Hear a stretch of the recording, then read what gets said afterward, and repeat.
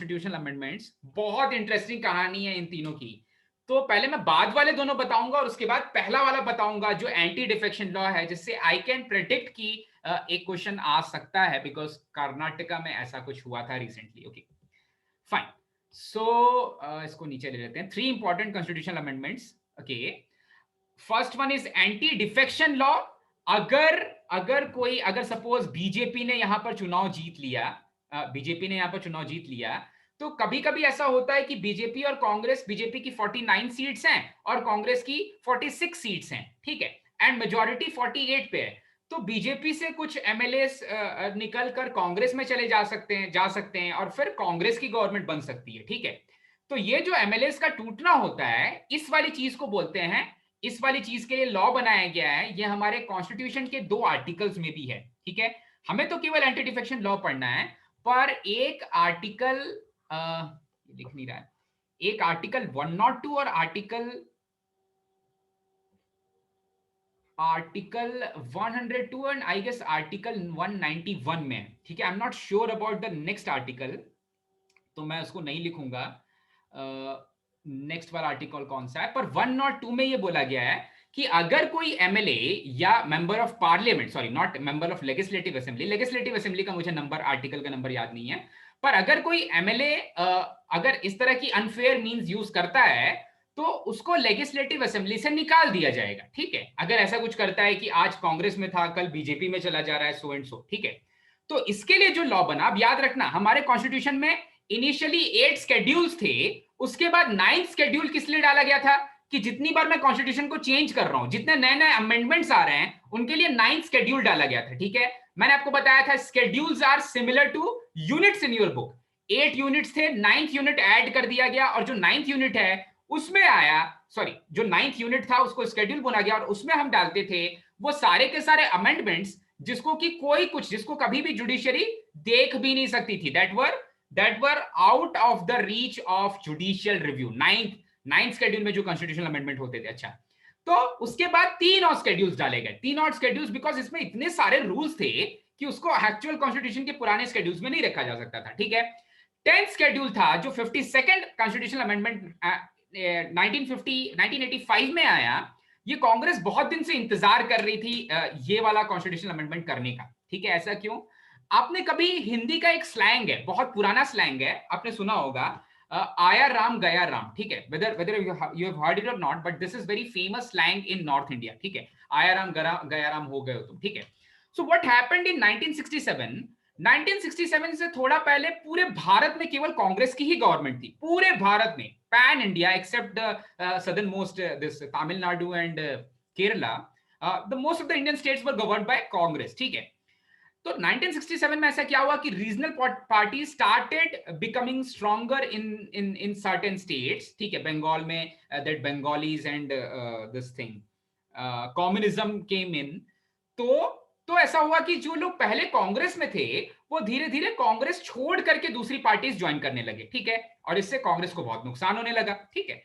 अब का जो कांग्रेस का जो स्ट्रक्चर है, वो लोकसभा में जो नंबर्स थे वो लोकसभा में तो थे, बट अगर किसी अमेंडमेंट को करना होता है, अगर कॉन्स्टिट्यूशन को आपको चेंज करना है, तो आपको दोनों हाउसेस में आपको एक्ट पास करना पड़ेगा। एक्ट तो जब वो प्रेसिडेंट का साइन होता है तब बनता है, आपको दोनों हाउसेस में बिल्स पास करने पड़ेंगे, ठीक है। सपोज अगर मुझे ये अमेंडमेंट लाना है कि अगर इतने सारे एमएलए या इतने सारे मेंबर ऑफ पार्लियामेंट्स मेरी पार्टी छोड़कर किसी दूसरी पार्टी में चले जा रहे हैं और दूसरी पार्टी की गवर्नमेंट बन जा रही है, और लोगों ने तो वोट किया था पहली वाली पार्टी को, मेजोरिटी में लोगों ने तो वोट किया था, हो सकता है पार्टी ए की आइडियोलॉजी के लिए, पर वो लोग पार्टी ए को छोड़कर जब पार्टी बी में चले जा रहे हैं, तो लोगों ने उस आइडियोलॉजी के लिए वोट नहीं किया था, पर वो दूसरी वाली आइडियोलॉजी की गवर्नमेंट बन जा रही है, ठीक है। ओके, तो ये चीज कहीं ना कहीं गलत हो रहा है on behalf of voters, voters के लिए ज्यादा बेकार सी चीज हो रही है, ठीक है। उन्होंने किसी और पार्टी या किसी और आइडियोलॉजी के लिए वोट किया था, दूसरी आइडियोलॉजी फॉलो करने लग जा रही है। तो कांग्रेस बहुत वीक थी राज्यसभा में, ठीक है, अपर हाउस ऑफ पार्लियामेंट में बहुत वीक थी। तो कॉन्स्टिट्यूशनल अमेंडमेंट 1967 में 1967 में 19 अरे क्यों नहीं रहा, जस्ट कुछ और निकाल लिया, हाँ इरेजर ले लिया था, ठीक है। 1967 में ऐसा हुआ, क्या हो गया, अच्छा पेन चाहिए, ओके। एक एक बहुत फेमस सा एमपी था, MP, there was a member of parliament, that member of parliament in within span of 15 days उसने कांग्रेस छोड़ करके जनता पार्टी ज्वाइन की, फिर जनता पार्टी छोड़ करके कांग्रेस ज्वाइन की, फिर कांग्रेस छोड़ करके जनता पार्टी ज्वाइन की, और फिर जनता पार्टी छोड़ करके कांग्रेस ज्वाइन किया, ठीक है। उसका नाम था गया लाल, उसका नाम था, उस मेंबर ऑफ पार्लियामेंट का नाम था गया लाल, ठीक है। गया लाल, गया तो था, लाल था या यादव था, आई डू नॉट रिमेंबर। सो उसी के वजह से ये जो स्लैंग है आया राम गया राम, आया राम गया राम, ये वाला स्लैंग बहुत फेमस हो गया। पर कांग्रेस के पास कभी भी नंबर्स नहीं थे राज्यसभा में, तो उनके पास नंबर्स आए 1985 में, नंबर्स आए 1985 में, ठीक है। अब देखो डिस्क्वालिफिकेशन ऑफ एमपी एमएलए कैसा होता है, ये क्वेश्चन ज्यादा इंपॉर्टेंट है अभी नेक्स्ट वाले एनटीएससी के लिए, बिकॉज ऐसा कुछ हुआ था अभी रिसेंटली कर्नाटका में।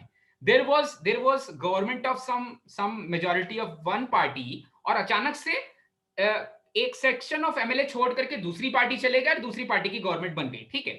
तो इसके लिए बहुत इंटरेस्टिंग से रूल्स बने हुए हैं, ठीक है। इसके लिए इंटरेस्टिंग से रूल्स ये हैं कि अगर if 2/3 of the members of a party are joining the other party, ठीक है, मतलब मान लो तुम्हारी पार्टी में 3 मेंबर हैं, तो 3 में से अगर 2 मेंबर्स चले गए और दूसरी पार्टी ज्वाइन कर ली, ठीक है, लेट नहीं, मैं यहां पर कोई भी BAT मैं ऐसे मान ले रहा हूं, कोई पार्टी का नाम है BAT, ठीक है। सो तीन मेंबर्स थे कहीं पर भी, स्टेट में, स्टेट लेजिस्लेटिव असेंबली या पार्लियामेंट में 3 मेंबर्स थे, और 3 में से 2 छोड़ करके दूसरी पार्टी ज्वाइन कर लेंगे, तो ये एंटी डिफेक्शन में नहीं आता, ये एंटी डिफेक्शन में नहीं आता। टू थर्ड जो मेंबर्स हैं अगर तोड़ करके पार्टी चले जा रहे हैं, चलेगा, ठीक है। And the same thing happened in Goa. Goa में BJP was not having any majority of its own, जो छोटी छोटी पार्टीज हैं, इनफैक्ट एग्जैक्टली उस पार्टी के पास, I do not remember the name of that party, उस पार्टी के पास 3 एमएलए थे, और उनमें से 2 एमएलए पार्टी छोड़ करके बीजेपी ज्वाइन कर लिया, and that made BJP to form a government in Goa, ठीक है। तो ये चीज एंटी डिफेक्शन लॉ में नहीं आता, इसलिए अभी भी रिसेंटली 2020 में एक रिपोर्ट आई थी, सुप्रीम कोर्ट ऐसा बोल रही थी कि हमें कहीं ना कहीं फिर से इस एंटी डिफेक्शन लॉ को एम्पावर करना है, ठीक है, फिर से एंटी डिफेक्शन लॉ को एम्पावर करना है। इनफैक्ट व्हेन वाजपेयी जी की गवर्नमेंट थी तब तो ये नंबर 1/3 था, उन्होंने चेंज करके 2/3 किया, 2/3 वाजपेयी जी की गवर्नमेंट में नंबर चेंज हुआ। उसके पहले था कि अगर 1/3 लोग भी छोड़ करके दूसरी पार्टी चले जा रहे हैं तो चलेगा, एक आदमी नहीं जा सकता, 2 आदमी नहीं जा सकते, पर अगर 90 पीपल आर देयर और 30 आदमी तोड़ करके दूसरी पार्टी चले जा रहे हैं तो चलेगा, ठीक है। तो उसको 2/3 किया वाजपेयी जी ने, लेकिन अभी वो 2/3 वाली चीज भी बहुत हद तक सक्सेसफुल नहीं है, क्योंकि आइडियोलॉजीज चेंज हो जा रही हैं। आपने किसी दूसरी आइडियोलॉजी के लिए वोट किया होगा और फिर से सेम गवर्नमेंट बन जाएगी आप जिस गवर्नमेंट को निकालना चाहते हो, ठीक है। तो ये थोड़ा सा, हाँ, इसमें थोड़ा सा प्रॉब्लम है। तो यहां पर जो एंटी डिफेक्शन लॉ है ये बोलता है कि जो भी ऐसा कर रहा है, जो भी ऐसा कर रहा है, उसका जो मेंबरशिप है, कहां की मेंबरशिप है भाई, पार्लियामेंट की मेंबरशिप है, वो मेंबरशिप उससे छीन ली जाएगी, ओके। एक और चीज, मेंबरशिप छीनने वाला कौन है? मोस्टली, बहुत क्रिटिकल सा क्वेश्चन है, मोस्टली हर केस में ऐसा होता है कि किसी को बचाना है, किसी को जेल हुई है, किसी को फांसी की सजा सुनाई गई है, then all the powers is contained in the office of president. पर यहां पर ऐसा नहीं होता। अगर किसी मेंबर ऑफ लेजिस्लेटिव असेंबली या फिर किसी मेंबर ऑफ पार्लियामेंट को धक्के मारकर निकालना है ना भाई, तो कौन निकालेगा धक्के मारकर? स्पीकर निकालेगा, ठीक है। स्पीकर स्पीकर के पास पावर्स होती हैं, या फिर अगर मैं राज्यसभा की बात करूं तो राज्यसभा का चेयरपर्सन कौन होता है? Vice president. तो इनके पास वो पावर्स होती हैं कि ये किसी भी मेंबर को डिस्क्वालीफाई कर सकते। भाई तुम्हारी मेंबरशिप गई, तुमने चोरी की। ऐसा कभी कभी होता है कि मान लो बीजेपी या जो भी रूलिंग पार्टी, अभी रूलिंग पार्टी बीजेपी, इसलिए मेरे मुंह से बार बार बीजेपी निकल रहा है, ओके। मान लो कोई रूलिंग पार्टी है और रूलिंग पार्टी ने विप इशू कर दी, ठीक है। अब देखो ऐसा कुछ हो रहा है कि national register for citizenship NRC के लिए बीजेपी के पास है 303 मेंबर ऑफ पार्लियामेंट। तो एनआरसी के लिए वोटिंग हो रही है पार्लियामेंट में। अब कोई एमएलए अच्छा होगा, कोई एमएलए की कुछ और सोच होगी, तो 300 के 300 एमएलए फेवर में वोट नहीं करेंगे। हो सकता है नेशनल रजिस्टर फॉर सिटीजनशिप के लिए, ठीक है। तो ऐसा हो सकता है कि 300 में से 290 एमएलए तो बीजेपी कि आइडियोलॉजी को अभी भी सपोर्ट कर रहे हैं, पर बाकी के 13 एमएलएस का मन नहीं है इसके फेवर में सपोर्ट करने का, ठीक है। तो बीजेपी एक व्हिप इशू करेगी कि सबको फेवर में ही, सबको, किसी को एब्सेंट ही नहीं बनना, उस दिन कोई एब्सेंट नहीं रहेगा क्योंकि वोटिंग होने वाली है फर्स्ट थिंग, और सबको फेवर में ही वोट करना है, ठीक है। अगर बीजेपी ने ऐसी व्हिप इशू कर दी और व्हिप के अगेंस्ट कोई मेंबर ऑफ पार्लियामेंट चला गया, तब भी वो एंटी डिफेक्शन है, ठीक है। तो ऐसा नहीं कि पार्टी तोड़ के चला जा रहा है तो एंटी डिफेक्शन हो जा रहा है। एंटी डिफेक्शन तब भी है जब पार्टी की व्हिप से अगेंस्ट चला जा रहा है कोई बंदा, ठीक है। चलो, तो ये दोनों चीज में, ये दोनों ही केसेस में जो डिस्क्वालिफिकेशन होता है वो डिस्क्वालिफिकेशन करता है अगर वो लोकसभा है तो स्पीकर, अगर वो यहां पर बाई कैमरल लेजिस्लेटिव में लेजिस्लेचर में लोअर हाउस है वहां पर भी स्पीकर, अगर अपर हाउस है तो गवर्नर है, वहां गवर्नर का रिप्रेजेंटेटिव है वो, ठीक है। सो ओके, पार्टी विप के अगेंस्ट जाना भी एंटी डिफेक्शन है और पार्टी तोड़ के जाना भी एंटी डिफेक्शन है, पर अभी भी इसमें बहुत सारे लूप होल्स हैं, ओके फाइन। तो एंटी डिफेक्शन का मतलब समझ में आ गया, हाँ ठीक है। सो इसको भी मैं थोड़ा सा एक्सप्लेन कर देता हूं कि मान लो कि मैं मैंने किसी पार्टी को चूज नहीं किया लड़ने, मैं एक इंडिपेंडेंट कैंडिडेट हूं, और मैंने, ऐसा होता है बहुत सारे इंडिपेंडेंट कैंडिडेट्स लड़ते हैं इलेक्शन और फिर बाद में वो किसी पार्टी में चले जाते हैं, ठीक है। तो अगर मैंने एक इलेक्शन में कॉन्टेस्ट किया और मैं एक इंडिपेंडेंट कैंडिडेट हूं, मैंने इलेक्शन कॉन्टेस्ट किया और नेक्स्ट 6 मंथ्स में मैं किसी दूसरी पार्टी को चूज नहीं किया, नेक्स्ट 6 मंथ्स में मैंने किसी दूसरी पार्टी को चूज नहीं किया, तो अगर मैं आफ्टर 6 मंथ्स किसी दूसरी पार्टी में जाता हूं तब मेरी मेंबरशिप कैंसिल हो जाएगी, ठीक है। मतलब 6 मंथ्स तक मेरे पास ये चॉइस है, जस्ट इलेक्शन लड़ा तो नेक्स्ट 6 मंथ्स तक मेरे पास ये चॉइस है कि मैं बीजेपी या कांग्रेस में कहीं जा सकता हूं, उनको सपोर्ट कर सकता हूं, उनके नंबर्स बढ़ा सकता हूं उस वाले पर्टिकुलर लेजिस्लेटिव जो भी इलेक्शन हुआ है उसमें, ठीक है। पर अगर मैं 6 मंथ्स के बाद जा रहा हूं तो फिर वो एंटी डिफेक्शन है। 6 महीने तक तुमको समझ में नहीं आ रहा था क्या तुम्हें किसका साथ देना है किसका नहीं देना है, ठीक है। तो वो एंटी डिफेक्शन है। इस टाइम को और कम करने का ऐसा ट्राई किया जा रहा है, जुडिशरी ट्राई कर रही है, पर अभी तक कोई एक्ट नहीं आया, ठीक है साकेत, अगर यही तो पूछना चाहता था। Okay fine. तो 6 मंथ्स वाला, हाँ दिस इज इंपॉर्टेंट, 6 महीने के बीच में आप छोड़ करके जा सकते हो, पर 6 मंथ के बाद अगर आप जा रहे हो दैट इज एंटी डिफेक्शन। पर आप घबराओ मत, आपसे जो क्वेश्चंस पूछे जाएंगे इतने माइन्यूट तो नहीं पूछे जाएंगे, आई कैन प्रेडिक्ट, ठीक है। So anti defection 52nd constitutional amendment में आया था, 10th शेड्यूल में है, और थोड़ा बहुत एंटी डिफेक्शन में वो 6 मंथ्स वाला आई फील की that number can come. 6 months के पहले अगर वो अपनी पार्टी चेंज कर रहा है या पार्टी विप के अगेंस्ट जा रहा है तो, सॉरी 6 मंथ्स के पहले अगर पार्टी चेंज कर रहा है तो चलेगा, पार्टी विप के अगेंस्ट जा रहा है तब नहीं चलेगा। पार्टी ने बोला विप इशू कर दिया, मतलब वो पार्टी का रूल है, पार्टी का रूल, आप उसके अगेंस्ट जा ही नहीं सकते हो, ठीक है, उसके अगेंस्ट जा ही नहीं सकते हो, ठीक है फाइन। सो हाँ, ये एक इंपॉर्टेंट कॉन्स्टिट्यूशन अमेंडमेंट था, बहुत इंपॉर्टेंट कॉन्स्टिट्यूशन अमेंडमेंट था। This is related to party, sorry politics. Next one is easy, बाकी दोनों बिल्कुल सेम हैं। कुछ पार्स जो जो कुछ सिविल राइट्स की पार्स होती हैं, क्योंकि वहां पर it is not possible for government to deploy ढेर सारे ऑफिशियल्स, तो बहुत सारी पार्स कि भाई वहां पर व्हाट विल बी द, कहाँ कहाँ पर इलेक्ट्रिसिटी लगेगी, कहाँ कहाँ पर स्ट्रीट लाइट्स लगनी चाहिए, वो सारी चीजें बहुत ज्यादा पता होता है जो गांव वाले हैं उनको, ठीक है। तो जो 73rd और 74th कॉन्स्टिट्यूशनल अमेंडमेंट हुआ, वहां पर कुछ पार्स, कौन कौन सी पार्स, भाई देखो तुम्हारे घर में जो नल का पानी आता है उसमें 2 बजे से लेकर के 3 बजे तक पानी आएगा, फिर उसके बाद पानी नहीं आएगा, कौन डिसाइड करता है? ये कोई सरकार थोड़ी ना डिसाइड कर रही है, म्युनिसिपैलिटीज डिसाइड कर रही है, ठीक है।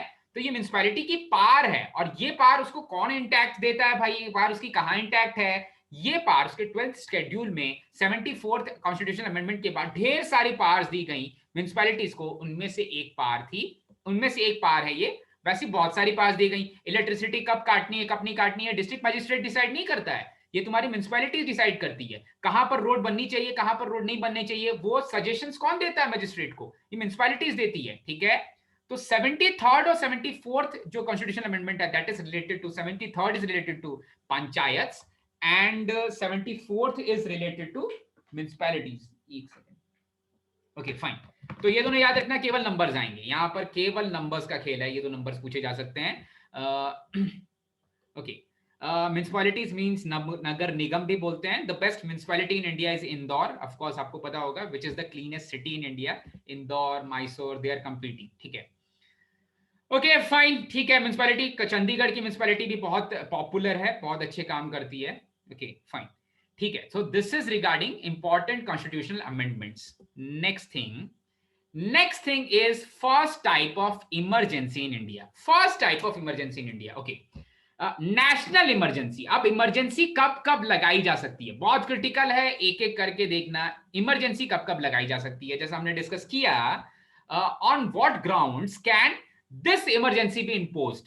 ये इमरजेंसी के जो प्रोविजंस हैं वो लिखे हुए हैं आर्टिकल 352 ऑफ इंडियन कॉन्स्टिट्यूशन में, पूछा जा सकता है. सो आर्टिकल 352 में नेशनल इमरजेंसी लगाई जा सकती है. नेशनल इमरजेंसी कौन इंपोज करता है? प्रेसिडेंट इंपोज करता है. कैसे लगती है वो समझेंगे. ठीक है, अगर कहीं वॉर हो गया, इंडिया पाकिस्तान के बीच वॉर हो गया, भाई वो बम फोड़ रहे हैं, न्यूक्लियर बम फोड़ रहा है, लगा देगा इमरजेंसी. प्रेसिडेंट रामनाथ कोविंद लगा देगा इमरजेंसी भाई. ठीक है, पूछना पड़ेगा पर लगा सकता है इमरजेंसी. अच्छा भाई, एक्सटर्नल अग्रेशन, भाई चाइना आया, बोला भाई ये तो चिंगी विंगी लोग हैं, ये जो अरुणाचल प्रदेश है ये हमारा है, ऐसा लात मारना है उन्हें, लात मारना है, तो इंटरनल एक्सटर्नल एग्रेशन आ गया वहां पर. तो फिर अरुणाचल प्रदेश को डायरेक्टली कंट्रोल करना पड़ेगा इंडियन गवर्नमेंट को. ऐसा नहीं कि वहां के पुलिस वाले मार के भगाएंगे वहां चाइनीज को, नहीं भाई, पुलिस वालों से नहीं होगा भाई. तमिलनाडु में लिट्टे के आतंकवादी आ जाएंगे तो पुलिस वालों से नहीं हो पाए, डंडा दिया हुआ है उनको भी, डंडे से नहीं होगा भाई. ठीक है, पूरा एकदम न्यूक्लियर वेपन चाहिए भाई. भारत के पास है 95 to 110 न्यूक्लियर वॉरहेड्स. ओके, और जो लास्ट वाला है वो सबसे क्रिटिकल है. ठीक है, तो देखो इमरजेंसी जो फर्स्ट वाली है ये भी दो टाइप की है. ठीक है, ये जो वॉर और एक्सटर्नल एग्रेशन है इसको बोलते हैं एक्सटर्नल इमरजेंसी, इसको बोलते हैं एक्सटर्नल इमरजेंसी. ठीक है, मतलब नेशनल इमरजेंसी इसी में दो टाइप की इमरजेंसीज हैं, एक एक्सटर्नल और एक इंटरनल. एक्सटर्नल इमरजेंसीज दो ग्राउंड्स पे लगाई जा सकती हैं, वॉर और एक्सटर्नल एग्रेशन. ठीक है, जो तीसरी वाली इमरजेंसी है आर्म रिबेलियन, ये वर्ड चेंज किया गया, वरना फिर कोई नेक्स्ट प्राइम मिनिस्टर आता आफ्टर इंदिरा गांधी, और फिर on the basis of internal disturbance. अरे भैया, इंटरनल डिस्टर्बेंस का मतलब क्या है भाई? तुम्हारा पेट खराब है तब भी लगा दोगे क्या? ऐसी कोई चीज नहीं होनी चाहिए. तो वहां पर एक नया वर्ड डाल दिया गया इंडियन कॉन्स्टिट्यूशन में कि जब भी किसी ने आर्म्स उठाए तब लग सकती है internal emergency, otherwise internal emergency नहीं लगेगी. ये कब हुआ? 44th कॉन्स्टिट्यूशनल अमेंडमेंट में. याद करो, गांधी जब तक थी तब तक 42nd कॉन्स्टिट्यूशनल अमेंडमेंट था, इमरजेंसी थी. बाद में चेंज किया गया उसके बहुत सारे अमेंडमेंट्स को. तो 44th कॉन्स्टिट्यूशनल अमेंडमेंट को ऐसा बोला जाता है कि this is the changes, this was the amendment which was taking over, और this was reciprocating the constitutional amendments which came in mini constitution. 44th constitutional amendment को बोला जाता है. ओके, ठीक है. अब कैसे लगता है? सबसे पहले कैबिनेट एक रिटन एडवाइस देती है. किसको रिटन एडवाइस देती है भाई? प्रेसिडेंट ऑफ इंडिया को. कैबिनेट एक रिटन एडवाइस देती है प्रेसिडेंट ऑफ इंडिया को. देखो भैया, अब लगाने का समय आ चुका है, इधर जम्मू कश्मीर में अंदर घुस रहे हैं ये लोग, तो अभी कुछ तो तोप लेके आओ, ये कश्मीरी भी मान नहीं रहे, ऐसा कुछ. ठीक है, तो प्रेसिडेंट को कैबिनेट को लिख के देना पड़ेगा. पहले क्या हुआ था भाई? इमरजेंसी गलती से नहीं लगाई थी, डेलिबरेटली लगाई थी इंदिरा गांधी ने, और वो जो इमरजेंसी लगाई थी वहां पर कैबिनेट से पूछा नहीं था. ठीक है, तो उसको स्ट्रिक्टली आफ्टर 44th अमेंडमेंट ये बोला गया कि आपको पूछना ही पड़ेगा भाई कैबिनेट से. अगर कैबिनेट ने रिटन एडवाइस नहीं दिया प्रेसिडेंट को तो वो नहीं लगा सकता. ठीक है, वो नहीं लगा सकता. अच्छा भाई, फिर प्रेसिडेंट तो प्रोक्लेम कर देगा कि भारत में इमरजेंसी लग गई है. प्रेसिडेंट ने तो प्रोक्लेम कर दिया कि भारत में इमरजेंसी लग गई है. ठीक है, लेकिन जिस दिन से इमरजेंसी लगेगी उस दिन से आपके पार्लियामेंट में भी कुछ लॉज बनने चाहिए भाई. पार्लियामेंट को पास करना चाहिए कि हाँ, ये जो प्रेसिडेंट ने बोला है वो सही है. ठीक है, इमरजेंसी लग चुकी है, सारी पावर सेंट्रल गवर्नमेंट के अंदर आ चुकी है, सारी पावर्स एग्जीक्यूटिव्स के पास आ चुकी है, प्रोक्लेम कर दिया उसने इमरजेंसी, पर अभी भी उसके ऊपर केसेस हो सकते हैं, अभी भी उसको रोका जा सकता है, वो इमरजेंसी को वापस लिया जा सकता है. कैसे वापस लिया जा सकता है भाई? अब क्या होगा, पार्लियामेंट में स्पेशल मेजॉरिटी, पार्लियामेंट का मतलब है दोनों हाउसेस, लोकसभा और राज्यसभा, दोनों हाउसेस की बात कर रहा हूं मैं. दोनों हाउसेस में स्पेशल मेजॉरिटी से ये जो रिटन एडवाइस है जिसके वजह से इंटरनल इमरजेंसी लगी है, जो इंटरनल इमरजेंसी लगने का रीजन आर्म रिबेलियन दिया गया है वो स्पेशल मेजोरिटी से पास हो। स्पेशल मेजोरिटी में कुछ कुछ नंबर्स हैं, वो नंबर्स हम डिस्कस करेंगे थोड़ी देर में, वो नंबर्स डिस्कस करने वाले हैं। Okay fine. So special majority होनी चाहिए, स्पेशल मेजोरिटी होनी चाहिए। And the last thing is कि हर एक इमरजेंसी अब 6 महीने के लिए लगेगी। पहले क्या था मैंने बताया था, 1962 में जो फर्स्ट इमरजेंसी लगी थी आफ्टर इंडिया चाइना वॉर, वो because of war with east Pakistan और पाकिस्तान, जिसमें सॉरी नॉट ईस्ट पाकिस्तान, उस समय तो एक्चुअल वाला पाकिस्तान से 1965 वाला वॉर वो कंटिन्यू हो गई थी 1968 तक। पहली वाली इमरजेंसी 6 सालों के लिए लग गई थी, ठीक है। तो अभी आपको अगर फिर से रिवोक करना है इमरजेंसी, सॉरी आपको फिर से इंपोज करना है इमरजेंसी, तो 6 महीने के बाद आपको फिर से सेम स्पेशल मेजोरिटी से पास करना पड़ेगा, ठीक है। सो फाइन, इस तरह से नेशनल इमरजेंसी लगती है भाई, ये है इन ग्राउंड्स पे लगती है और इस प्रोसेस से लगती है। Okay fine. Next one is second type of emergency. Second type of emergency जिसको स्टेट इमरजेंसी भी बोलते हैं और दूसरे सब शब्दों में बोलते हैं उसको प्रेसिडेंट्स रूल, ठीक है। तो मोस्टली जो मीडिया है वो उसको प्रेसिडेंट्स रूल बोलती है, प्रेसिडेंट्स रूल। आपने यही वाली चीज ज्यादा सुनी होगी, presidents rule instead of state emergency, ठीक है। ओके, अब प्रेसिडेंट्स रूल में क्या क्या होता है? प्रेसिडेंट्स रूल में दो तीन चीजें हैं, थोड़ा सा आपको लिखना पड़ेगा, आई कैन अंडरस्टैंड, थोड़ा सा लिखना पड़ेगा। ओके सो देखो, स्टेट इमरजेंसी के लिए दो आर्टिकल्स इंपॉर्टेंट है। लगती तो वो 356 की वजह से है, 356 आर्टिकल 356 की वजह से स्टेट इमरजेंसी लगती है। पर उसके पहले क्या होता है, आर्टिकल 355 में लिखा है कि ये स्टेट, ये सेंटर की ड्यूटी है। सेंटर मतलब अभी मेरे सेंट्रल गवर्नमेंट को मैं स्टेट बोल रहा हूं, ठीक है। तो ये सेंटर की ड्यूटी है कि वो अपने फेडरल स्टेट, फेडरलिज्म में जो उसके बाकी स्टेट्स हैं, ठीक है, प्रोविंसेस बोल लो या स्टेट्स बोल लो, उसको बचाए। किससे बचाए भाई? एक्सटर्नल एग्रेशन से, जैसे जेएनके में हो सकता है, इंटरनल डिस्टर्बेंस से जैसे मणिपुर या सॉरी नॉट मणिपुर, मिजोरम में हो सकता है, एंड रिस्पेक्टिंग कॉन्स्टिट्यूशनल प्रोविजंस जैसे वेस्ट बंगाल में हो सकता है। कभी कभी जो स्टेट्स हैं वो फॉलो नहीं करते constitutional provisions. It happened in Kerala also, it happened in new Delhi also, it happened in Punjab also, ठीक है। गवर्नमेंट बोलता है कि भाई ये किसानों की ये वो चीजें कर दी जाएं और स्टेट उसको फॉलो नहीं करता है। जो अभी न्यू फार्मर राइट्स आए थे, बहुत सारे स्टेट्स उसको फॉलो नहीं कर रहे थे, उनमें से एक स्टेट था केरला, ठीक है। तो क्योंकि states are bound to follow centre के जो जो डायरेक्शंस हैं, अगर वो नहीं कर रहे हैं तब भी इंपोज की जा सकती है स्टेट में इमरजेंसी, ठीक है। अच्छा, सो इमरजेंसी को प्रोक्लेम कैसे किया जाता है, लगाया कैसा जाता है? फिर से देखो, तीन तरीके से स्टेट इमरजेंसी लग सकती है। कैसे कैसे लग सकती है भाई?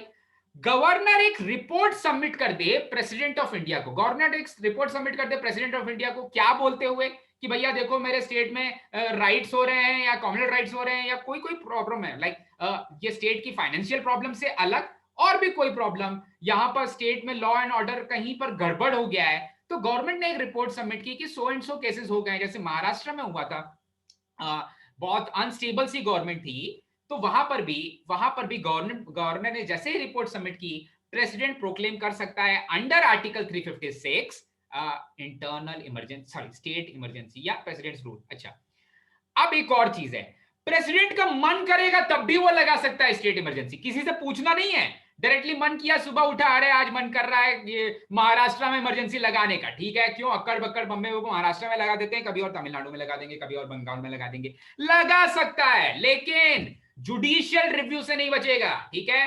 प्रेसिडेंट की सेटिस्फैक्शन में लग सकती है इमरजेंसी, पर वो ओपन फॉर जुडिशियल रिव्यू होगी, ठीक है। मतलब सबसे ऊपर कौन बैठा हुआ है अभी भी? सुप्रीम कोर्ट बैठा हुआ है, कॉन्स्टिट्यूशन बैठा हुआ है इंडिया का। अगर कुछ जरा से भी फेडरल स्ट्रक्चर, जरा सी भी अगर बेसिक स्ट्रक्चर से छेड़छाड़ करोगे, छेड़छाड़ होता है, छेड़छाड़ होता है, छेड़छाड़ करोगे, बेसिक स्ट्रक्चर से छेड़छाड़ की ना भाई, तो फिर जितने भी तुमने रूल्स इंपोज किए हैं सब नल एंड वॉइड हो जाएंगे। यही तो जुडिशियल रिव्यू है कि कॉन्स्टिट्यूशन के बेसिक स्ट्रक्चर के अगेंस्ट जो जाएगा उसके रूल्स नल एंड वॉइड हो जाएंगे, ठीक है। और लास्ट वाला जो मोस्टली होता है, state doesn't follow the directions of the, sorry वो बाद वाला स्टेट जो है वो सेंटर है, मतलब वो सेंटर है, उसको गवर्नमेंट ऑफ इंडिया में बोल रहा हूं। सो स्टेट जो सेंटर के डायरेक्शंस हैं, ठीक है, इसको सेंटर ही लिखना, एक स्टेट वाला स्टेट और दूसरा स्टेट ये सेंटर है, it's better you should write this as centre, ठीक है। State doesn't follow the directions of the centre. Centre ने बोला कि farm laws, in farm laws, sorry farmers law या फार्म लॉज इंपोज करो अपने स्टेट में, और स्टेट ने बोला नहीं नहीं भाई, हम ऐसे ये जो तीनों लॉज हैं, काले कानून जिनको बोला जा रहा था, वो हो सकता है काले कानून है, हो सकता है नहीं है, मुझे नहीं पता, पर ठीक है, जो सेंटर ने लॉज को इंपोज करने के लिए बोला वो स्टेट बात नहीं मान रहे हैं, तब भी वहां पर प्रेसिडेंट्स रूल लगाकर वो लॉज इंपोज किए जा सकते हैं, ठीक है। सो ये तीनों तरीके से किसी भी स्टेट में प्रेसिडेंट्स रूल लगता है और दूसरी फॉर्म ऑफ इमरजेंसी आती है, ओके। इसमें भी कहानी वही है, बिल्कुल कहानी वही है। सबसे पहले गवर्नर बोलता है प्रेसिडेंट को कि देखो भाई लगाने का मन कर रहा है, लगाया जाए क्या? प्रेसिडेंट बोलता है चलो लगाया जाए भाई, लगाया जाए। अब कितने महीने के लिए? जैसे ही प्रेसिडेंट ने बोला कि भाई प्रेसिडेंट रूल लग गया स्टेट में, वो केवल 2 महीने तक वैलिड रहेगा। उस 2 महीने के बीच में फिर खेला हो सकता है भाई। 2 महीने के बीच में खेला क्या क्या हो सकता है? उन 2 महीनों के बीच में फिर से पार्लियामेंट को पास करना पड़ेगा, पार्लियामेंट को सेटिस्फाई करवाना पड़ेगा भाई, पार्लियामेंट को सिंपल मेजॉरिटी से वो प्रेसिडेंट्स रूल पास करना पड़ेगा, जो भी बिल है उसको पास करना पड़ेगा for imposing presidents rule, okay. So parliament का मतलब अभी भी लोकसभा और राज्यसभा, पर यहां पर स्पेशल मेजॉरिटी नहीं है, ध्यान देना। जो नेशनल इमरजेंसी थी उसमें स्पेशल मेजॉरिटी होती है, यहां पर सिंपल मेजॉरिटी होती है। सिंपल मेजॉरिटी से प्रेसिडेंट ने जो भी बिल पास किया या जो भी डॉक्यूमेंट्स फॉरवर्ड किए, वो दोनों ही हाउसेस ने पास कर दिया, तब तो अगर हाँ बोल दिया दोनों हाउसेस ने, तब तो प्रेसिडेंट्स रूल चलेगा, ठीक है। अगर हाँ बोल दिया तो प्रेसिडेंट्स रूल चलेगा, पर कब तक चलेगा भाई? 6 महीनों तक, ठीक है। अगर यस बोला, दोनों ही हाउसेस ने पास कर दिया उस चीज को, वो रिजोल्यूशन को पास कर दिया, तो फिर 6 महीने तक चलेगा प्रेसिडेंट्स रूल। अदरवाइज अगर स्क्रैप कर भी दिया तब भी 2 महीने तक तो चलेगा ही प्रेसिडेंट्स रूल। अगर किसी स्टेट में प्रेसिडेंट्स रूल लग गया है और हाउसेस ऑफ पार्लियामेंट ने उसे अप्रूव नहीं भी किया है, तब भी 2 महीने तक एटलीस्ट वो रूल रहेगा उस स्टेट में, ठीक है। तो हाँ भाई, ये इसकी टाइमलाइन होती है। प्रेसिडेंट ने इंपोज किया, गवर्नर ने बोला, या प्रेसिडेंट ने अपने मन से इंपोज कर दिया। अगर अपने मन से इंपोज कर दिया तो फिर सुप्रीम कोर्ट जुडिशियल रिव्यू देगा, भाई ये गलत है, ये गलत है, ये सब बेकार है, बंद करो। हाँ, एक और इसके बाद फॉर्म ऑफ इमरजेंसी होती है जिसको हम डिस्कस नहीं कर रहे हैं, बस थोड़ा सा है, उसको आप लिख लेना साथ में ही। 360 आर्टिकल 360 में जो थर्ड फॉर्म ऑफ इमरजेंसी है, 360 में financial emergency,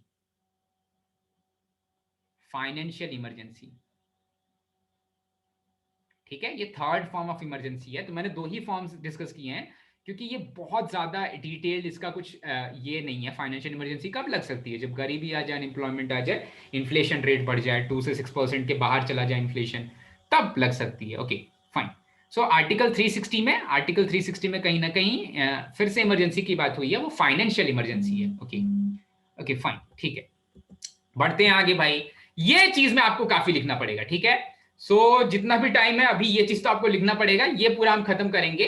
composition of Indian parliament, कितनी सीट्स होती हैं राज्यसभा में, कितनी सीट्स होती हैं लोकसभा में, ये सारी चीजें हम डिस्कस करने वाले हैं, ओके। इसको मैं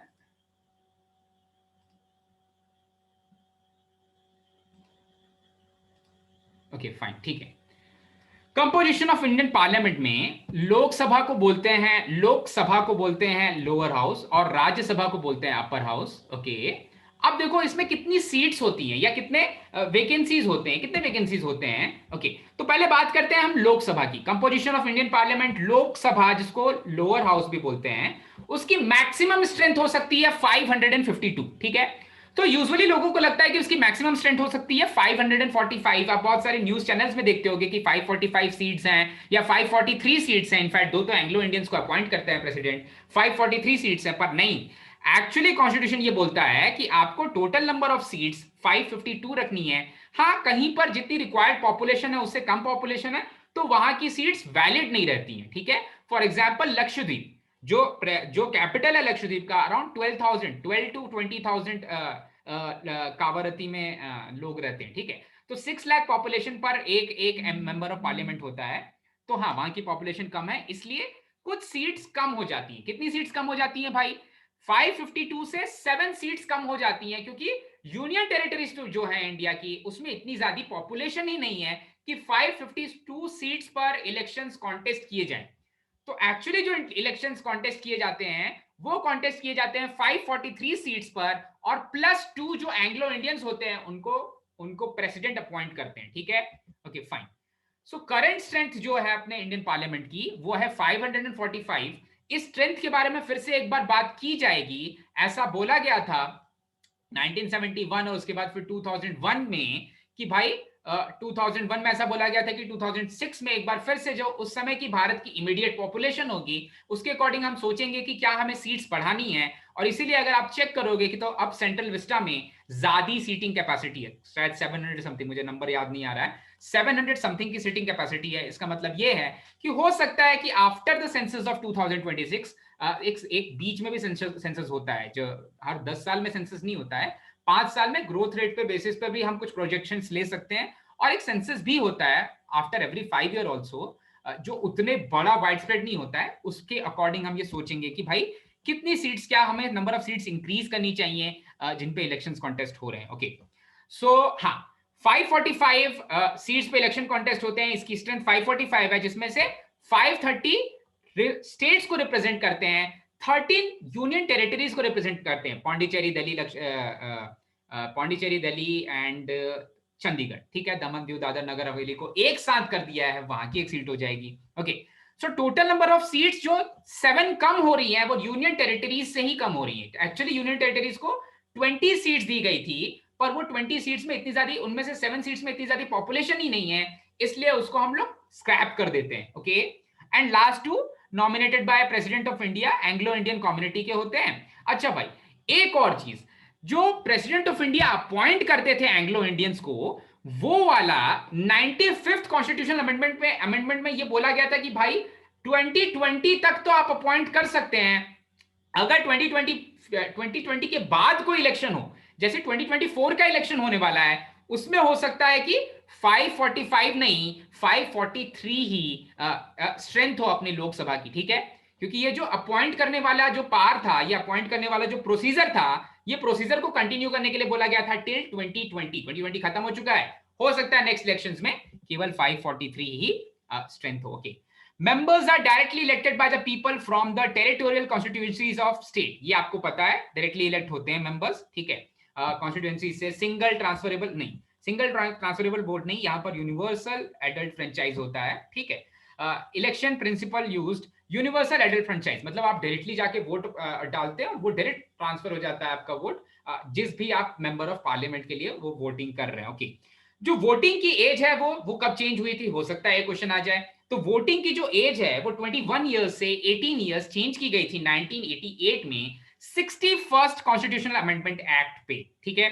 तो इस एक्ट में बोला गया था कि भाई अब 18 ईयर्स के, अगर आप 18 ईयर्स के हो जा रहे हो तो अब आप वोटिंग कर सकते हो। किसके लिए वोटिंग कर सकते हो भाई? फॉर लोकसभा इलेक्शंस, ठीक है। सो लोकसभा के बारे में ये सारी चीजें भाई, members are directly elected by the people from the territorial constituencies. अगर आप वाराणसी के हो तो वाराणसी के मेंबर ऑफ पार्लियामेंट को डायरेक्टली आप वोट कर सकते हो, और यूनिवर्सल एडल्ट फ्रेंचाइज होता है। ओके फाइन, ठीक है। इसको मैं बंद ही कर देता हूं। Okay the next one is Rajya Sabha के बारे में थोड़ा सा पढ़ेंगे भाई। ओके